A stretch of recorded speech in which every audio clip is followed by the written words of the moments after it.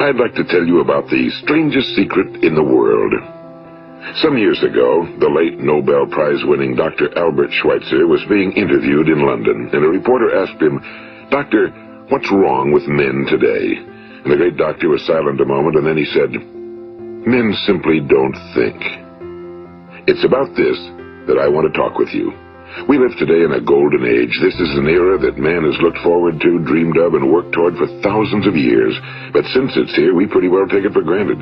We in America are particularly fortunate to live in the richest land that ever existed on the face of the earth, a land of abundant opportunity for everyone.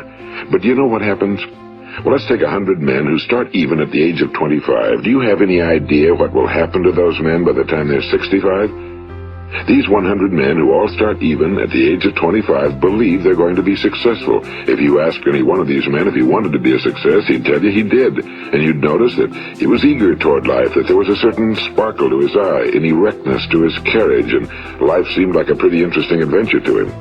But by the time they're 65, 1 will be rich. 4 will be financially independent. 5 will still be working. 54 will be broke. Now think a moment. Out of the 100, only 5 make the grade. Now why do so many fail? What has happened to the sparkle that was there when they were 25? What's become of the dreams, the hopes, the plans? And why is there such a large disparity between what these men intended to do and what they actually accomplished? When we say about 5% achieve success, we have to define success. And here's the best definition I've ever been able to find. Success is the progressive realization of a worthy ideal. If a man is working toward a predetermined goal and knows where he's going, that man is a success. If he's not doing that, he's a failure. Success is the progressive realization of a worthy ideal. Rollo May, the distinguished psychiatrist, wrote a wonderful book called Man's Search for Himself. And in this book he says, the opposite of courage in our society is not cowardice. It is conformity. And there you have the trouble today. It's conformity, people acting like everyone else without knowing why, without knowing where they're going. Now think of it. In America right now, there are over 18 million people 65 years of age and older. And most of them are broke. They're dependent on someone else for life's necessities. Now, we learn to read by the time we're 7. We learn to make a living by the time we're 25. Usually by that time, we're not only making a living, we're supporting a family. And yet, by the time we're 65, we haven't learned how to become financially independent in the richest land that has ever been known. Why? We conform. And the trouble is that we're acting like the wrong percentage group, the 95 who don't succeed. Now, why do these people conform? Well, they really don't know. These people believe that their lives are shaped by circumstances, by things that happen to them, by exterior forces. They're outer-directed people. A survey was made one time that covered a lot of men, working men, and these men were asked, "Why do you work? Why do you get up in the morning?"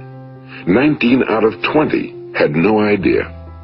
If you ask them, they'll say, well, everyone goes to work in the morning, and that's the reason they do it, because everyone else is doing it. Now let's get back to our definition of success. Who succeeds?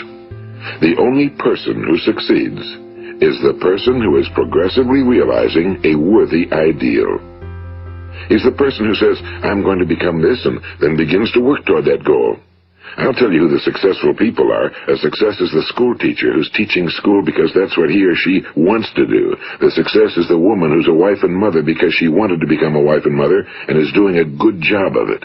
The success is the man who runs the corner gas station because that was his dream. That's what he wanted to do. The success is the successful salesman who wants to become a top-notch salesman and grow and build with his organization. A success is anyone who is doing deliberately a predetermined job because that's what he decided to do deliberately. But only 1 out of 20 does that. That's why today there isn't really any competition unless we make it for ourselves. Instead of competing, all we have to do is create. You know, for 20 years, I looked for the key which would determine what would happen to a human being. Was there a key I wanted to know which would make the future a promise that we could foretell to a large extent? Was there a key that would guarantee a person's becoming successful if he only knew about it and knew how to use it? Well, there is such a key, and I've found it. Have you ever wondered why so many men work so hard and honestly without ever achieving anything in particular, and others don't seem to work hard and yet seem to get everything? They seem to have the magic touch. You've heard them say that about someone. Everything he touches turns to gold. And have you ever noticed that a man who becomes successful tends to continue to become successful? And on the other hand, have you noticed how a man who's a failure tends to continue to fail? Well, it's because of goals. Some of us have goals, some don't. People with goals succeed because they know where they're going. It's that simple. Think of a ship leaving a harbor, and think of it with the complete voyage mapped out and planned. The captain and crew know exactly where it's going and how long it'll take. It has a definite goal. Now, 9,999 times out of 10,000, it will get to where it started out to get. Now let's take another ship, just like the first, only let's not put a crew on it or a captain at the helm. Let's give it no aiming point, no goal, no destination. We just start the engines and let it go. I think you'll agree with me that if it gets out of the harbor at all, it will either sink or wind up on some deserted beach, a derelict.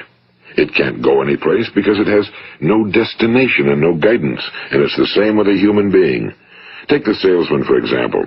There's no other person in the world today with the future of a good salesman. Selling is the world's highest paid profession, if we're good at it, and if we know where we're going. Every company needs top-notch salesmen, and they reward those men. The sky's the limit for them. But how many can you find? Someone once said the human race is fixed, not to prevent the strong from winning, but to prevent the weak from losing. The American economy today can be likened to a convoy in time of war. The entire economy is slowed down to protect its weakest link, just as the convoy had to go at the speed that would permit its slowest vessel to remain in formation. That's why it's so easy to make a living today. It takes no particular brains or talent to make a living and support a family today. So we have a plateau of so-called security, if that's what a person's looking for. But we do have to decide how high above this plateau we want to aim. Now let's get back to the strangest secret in the world, the story that I wanted to tell you today. Why do men with goals succeed in life and men without them fail? Well, let me tell you something which, if you really understand it, will alter your life immediately. If you understand completely what I'm going to tell you from this moment on, your life will never be the same again. You will suddenly find that good luck just seems to be attracted to you.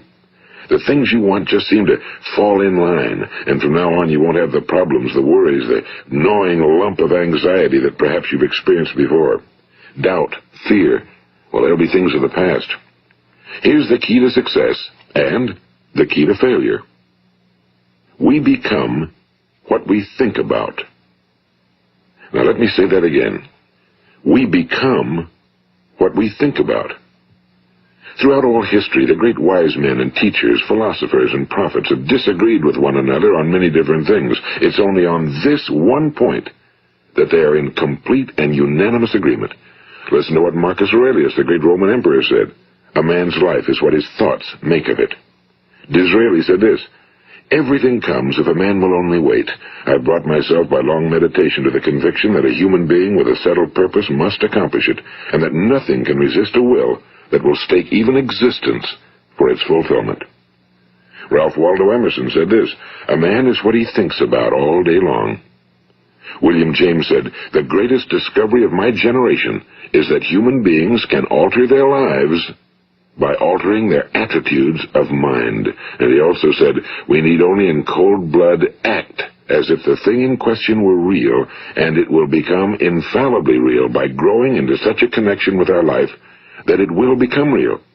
It will become so knit with habit and emotion that our interest in it will be those which characterize belief. And he also said, if you only care enough for a result, you will almost certainly attain it. If you wish to be rich, you will be rich. If you wish to be learned, you will be learned. If you wish to be good, you will be good.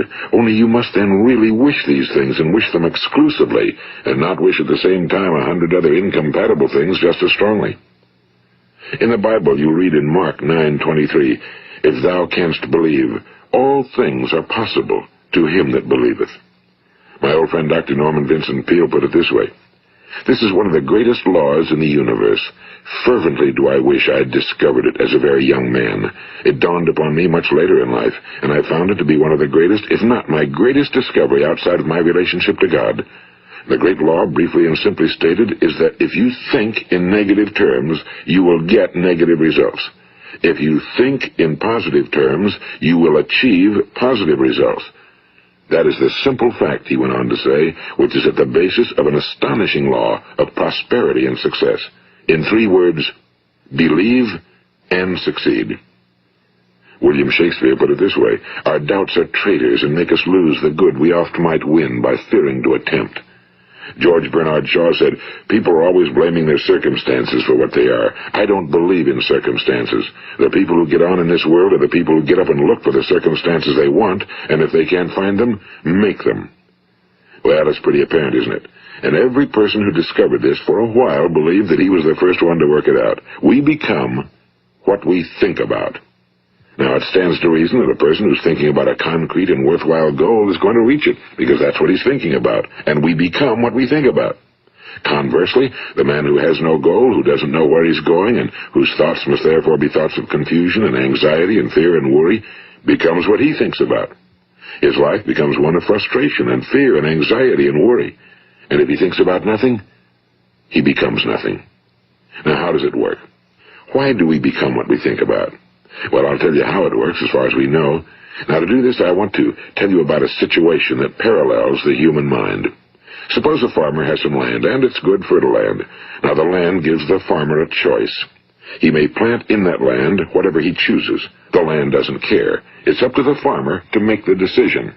Now, remember, we're comparing the human mind with the land because the mind, like the land, doesn't care what you plant in it. It will return what you plant, but it doesn't care what you plant. Now, let's say that the farmer has 2 seeds in his hand. One is a seed of corn. The other is nightshade, a deadly poison. He digs 2 little holes in the earth, and he plants both seeds, one corn, the other nightshade. He covers up the holes, waters, and takes care of the land, and what will happen? Invariably, the land will return what's planted. As it's written in the Bible, as ye sow, so shall ye reap. Now remember, the land doesn't care. It'll return poison in just as wonderful abundance as it will corn. So up come the 2 plants, one corn, one poison. Now, the human mind is far more fertile, far more incredible and mysterious than the land, but it works the same way. It doesn't care what we plant. Success, failure. A concrete, worthwhile goal, or confusion. Misunderstanding, fear, anxiety, and so on. But what we plant, it must return to us. You see, the human mind is the last great unexplored continent on Earth. It contains riches beyond our wildest dreams. It will return anything we want to plant. Now, you might say, well, if that's true, why don't people use their minds more? Well, I think they figured out an answer to that one, too. Our mind comes as standard equipment at birth. It's free, and things that are given to us for nothing we place little value on. Things that we pay money for, we value. The paradox is that exactly the reverse is true. Everything that's really worthwhile in life came to us free. Our minds, our souls, our bodies, our hopes, our dreams, our ambitions, our intelligence, our love of family and children and friends and country, all these priceless possessions are free. But the things that cost us money are actually very cheap and can be replaced at any time. A good man can be completely wiped out and make another fortune. He can do that several times. Even if our home burns down, we can rebuild it. But the things we got for nothing, we can never replace. The human mind isn't used because we take it for granted. Familiarity breeds contempt. It can do any kind of job we assign to it, but generally speaking, we use it for little jobs instead of big, important ones.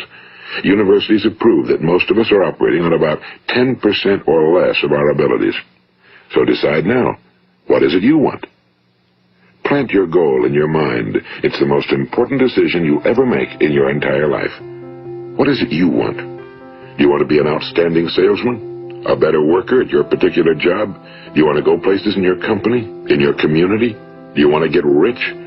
All you've got to do is plant that seed in your mind, care for it, work steadily toward your goal, and it will become a reality. It not only will, there's no way that it cannot. You see, that's a law, like the laws of Sir Isaac Newton, the laws of gravity. If you get on top of a building and jump off, you'll always go down. You'll never go up, and it's the same with all the other laws of nature. They always work. They're inflexible. Think about your goal in a relaxed, positive way. Picture yourself in your mind's eye as having already achieved this goal. See yourself doing the things you will be doing when you've reached your goal. Ours has been called the phenobarbital age, the age of ulcers and nervous breakdowns and tranquilizers. At a time when medical research has raised us to a new plateau of good health and longevity, far too many of us worry ourselves into an early grave trying to cope with things in our own little personal ways without learning a few great laws that will take care of everything for us. These things we bring on ourselves through our habitual way of thinking.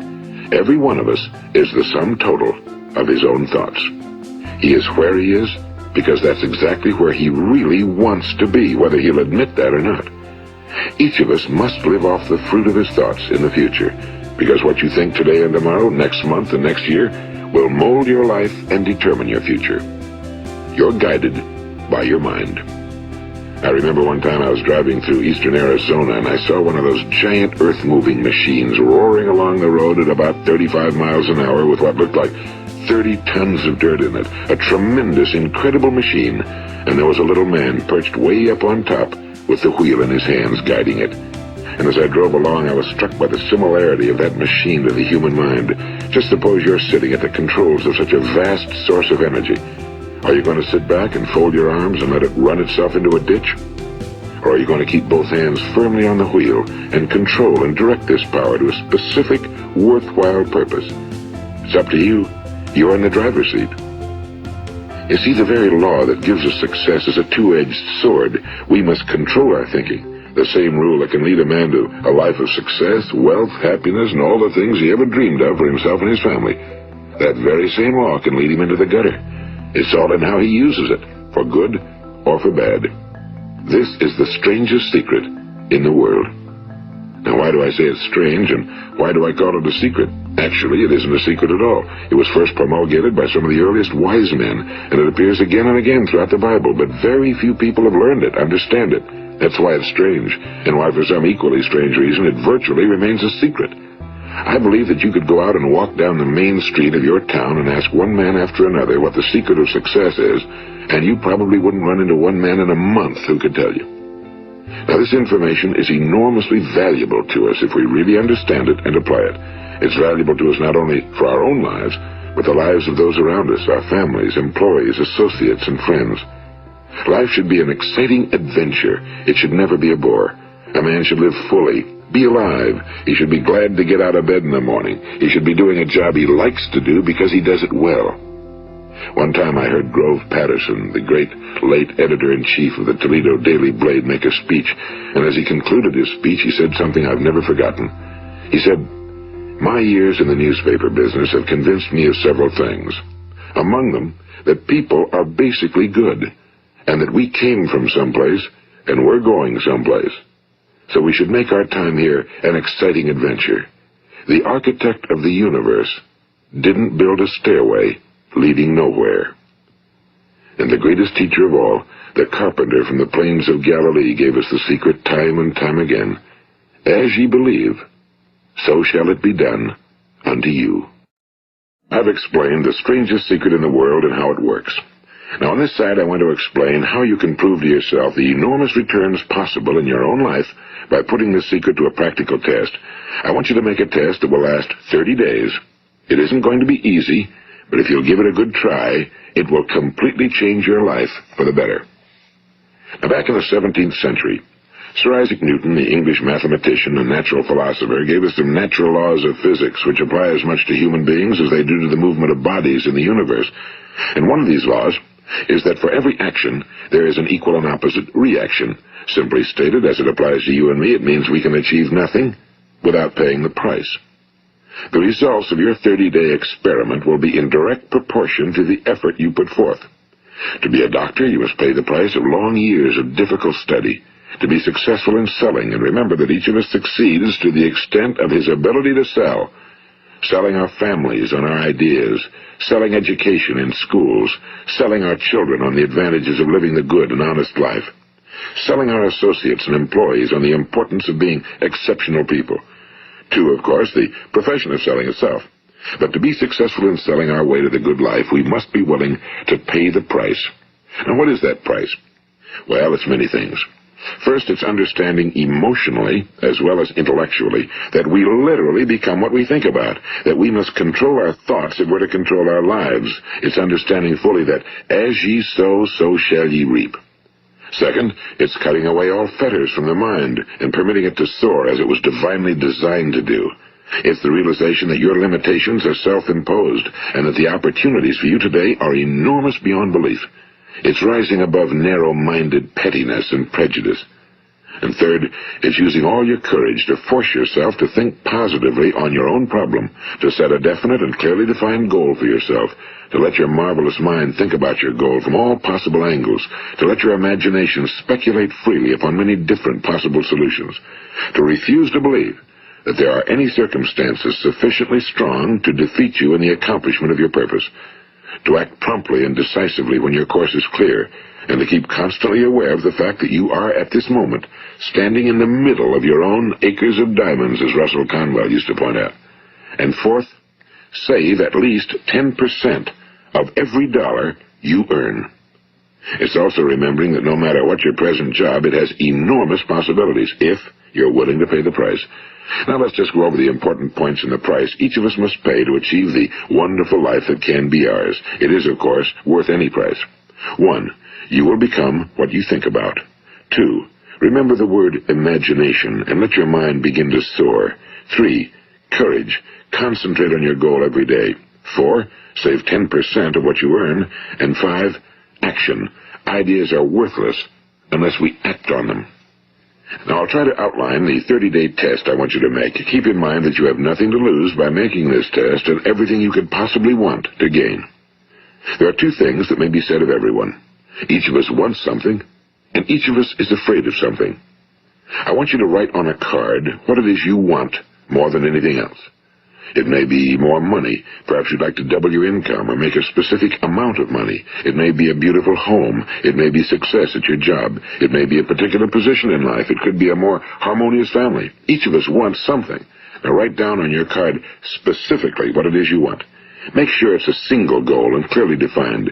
You needn't show it to anyone, but carry it with you so that you can look at it several times a day. Think about it in a cheerful, relaxed, positive way each morning when you get up, and immediately you have something to work for, something to get out of bed for, something to live for. Look at it every chance you get during the day and just before going to bed at night. And as you look at it, remember that you must become what you think about, and since you're thinking about your goal, you realize that soon it will be yours. In fact, it's yours really the moment you write it down and begin to think about it. Look at the abundance all around you as you go about your daily business.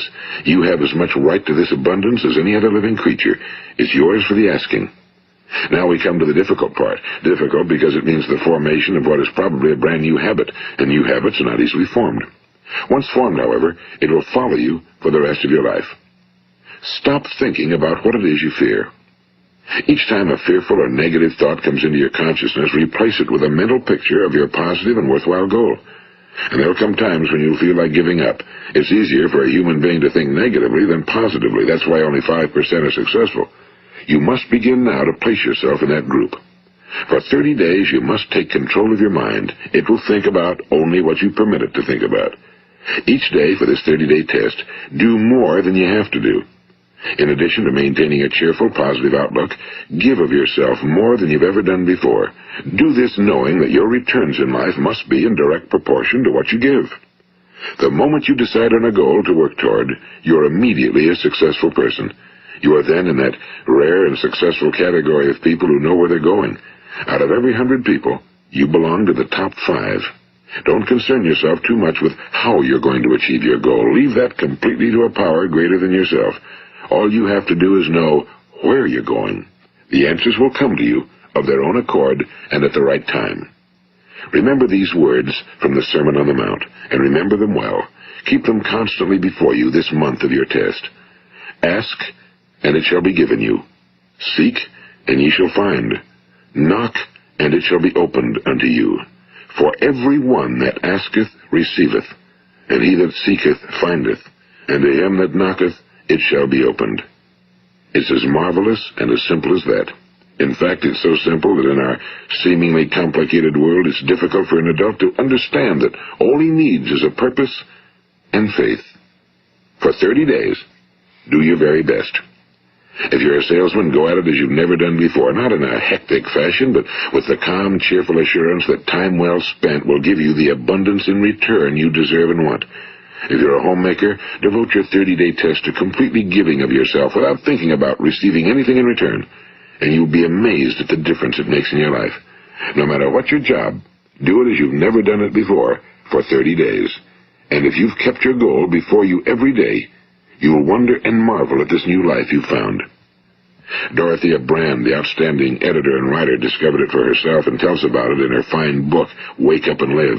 Her entire philosophy is reduced to the words, act as though it were impossible to fail.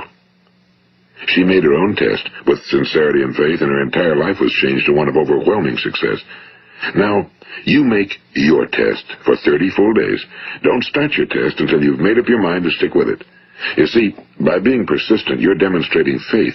Persistence is simply another word for faith. If you didn't have faith, you'd never persist.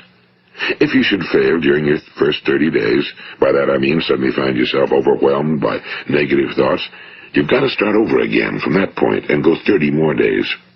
Gradually, your new habit will form until you find yourself one of that wonderful minority to whom virtually nothing is impossible. And don't forget the card. It's vitally important as you begin this new way of living. On one side of the card, write your goal, whatever it may be. On the other side, write the words we've quoted from the Sermon on the Mount. Ask, and it shall be given you. Seek, and ye shall find. Knock, and it shall be opened unto you. Nothing great was ever accomplished without inspiration. See that during these crucial first 30 days, your own inspiration is kept at a peak. And above all, don't worry. Worry brings fear, and fear is crippling.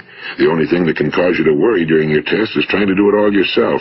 Know that all you have to do is hold your goal before you. Everything else will take care of itself. Remember also to keep calm and cheerful. Don't let petty things annoy you and get you off course. Now, since making this test is difficult, some will say, why should I bother? Well, look at the alternative. No one wants to be a failure. No one really wants to be a mediocre individual. No one wants a life constantly filled with worry and fear and frustration. Therefore, remember that you must reap that which you sow. If you sow negative thoughts, your life will be filled with negative things. If you sow positive thoughts, your life will be cheerful, successful, and positive. Now, gradually, you will have a tendency to forget what you've heard on this recording. Play it often. Keep reminding yourself of what you must do to form this new habit. Gather your whole family around at regular intervals and listen to what's been said here. You know, most men will tell you that they want to make money without understanding the law. The only people who make money work in a mint. The rest of us must earn money. This is what causes those who keep looking for something for nothing or a free ride to fail in life. The only way to earn money is by providing people with services or products which are needed and useful. We exchange our time and our product or service for the other man's money. Therefore, the law is that our financial return will be in direct proportion to our service. Now, success is not the result of making money. Making money is the result of success, and success is in direct proportion to our service. Most people have this law backwards. They believe that you're successful if you earn a lot of money. The truth is that you can only earn money after you're successful. It's like the story of the man who sat in front of the stove and said to it, give me heat, and then I'll add the wood. How many men and women do you know, or do you suppose there are today, who take the same attitude toward life? There are millions. We've got to put the fuel in before we can expect heat. Likewise, we've got to be of service first before we can expect money. Don't concern yourself with the money. Be of service, build, work, dream, create. Do this and you'll find there's no limit to the prosperity and abundance that will come to you. Prosperity, you know, is founded upon a law of mutual exchange. Any person who contributes to prosperity must prosper in turn himself. Sometimes the return will not come from those you serve, but it must come to you from someplace, because that's the law. For every action, there is an equal and opposite reaction. As you go daily through your 30-day test period, remember that your success will always be measured by the quality and quantity of service you render, and money is a yardstick for measuring this service. No man can get rich himself unless he enriches others. Now, there are no exceptions to a law. You can drive down any street in America and from your car estimate the service that's being rendered by the people living on that street. Had you ever thought of this yardstick before? It's interesting. Some, like ministers and priests and other devoted people, measure their returns in the realm of the spiritual, but again, their returns are equal to their service. Once this law is fully understood, any thinking person can tell his own fortune. If he wants more, he must be of more service to those from whom he receives his return. If he wants less, he has only to reduce his service. This is the price you must pay for what you want. If you believe you can enrich yourself by deluding others, you can end only by deluding yourself. It may take some time, but just as surely as you breathe, you'll get back what you put out. Don't ever make the mistake of thinking you can avert this. It's impossible. The prisons and the streets where the lonely walk are filled with people who tried to make new laws just for themselves. We may avoid the laws of man for a while, but there are greater laws that cannot be broken. An outstanding medical doctor recently pointed out 6 steps that will help you realize success. 1. Set yourself a definite goal. 2. Quit running yourself down. 3. Stop thinking of all the reasons why you cannot be successful and instead think of all the reasons why you can. 4. Trace your attitudes back through your childhood and try to discover where you first got the idea you couldn't be successful, if that's the way you've been thinking. 5. Change the image you have of yourself by writing out a description of the person you would like to be. And 6. Act the part of the successful person you have decided to become. The doctor who wrote those words is a noted West Coast psychiatrist, Dr. David Harold Fink. Do what the experts since the dawn of recorded history have told you you must do. Pay the price by becoming the person you want to become. It's not nearly as difficult as living unsuccessfully.